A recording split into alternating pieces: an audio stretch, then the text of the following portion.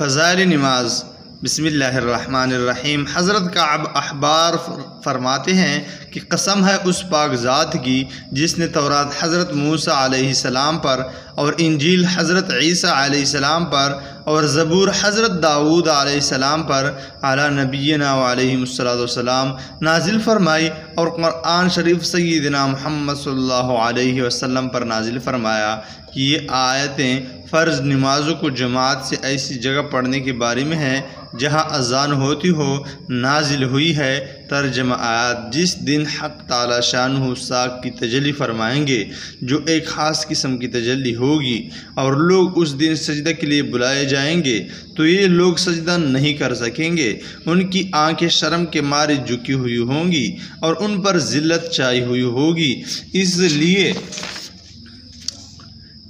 کہ یہ لوگ دنیا میں سجدہ کی طرف بلائے جاتے تھے اور صحیح سالم تندرست تھے، پھر بھی سجدہ نہیں کرتے تھے۔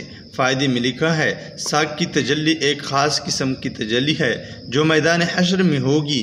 اس تجلی کو دیکھ کر سارے مسلمان سجدہ میں گر جائیں گے، مگر بعض لوگ ایسے ہوں گے جن کی کمر تختہ ہو جائے گی اور سجدہ پر قدرت نہ ہوگی۔ یہ کون لوگ ہوں گے؟ اس کے بارے میں تفسیریں مختلف وارد ہوئی ہے۔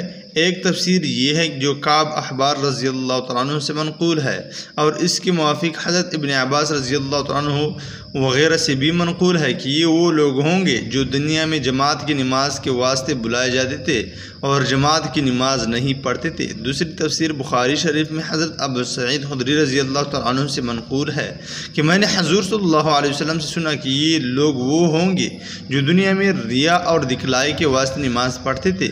تیسری تفسیر یہ ہے کہ یہ کافر لوگ ہیں جو دنیا میں سرے سے نماز نہیں پڑھتے تھے۔ چوتھی تفسیر یہ ہے کہ اس سے مراد منافق ہے۔ واللہ اعلم وعلمہ اتم، وآخر دعوانا الحمدللہ رب العالمین۔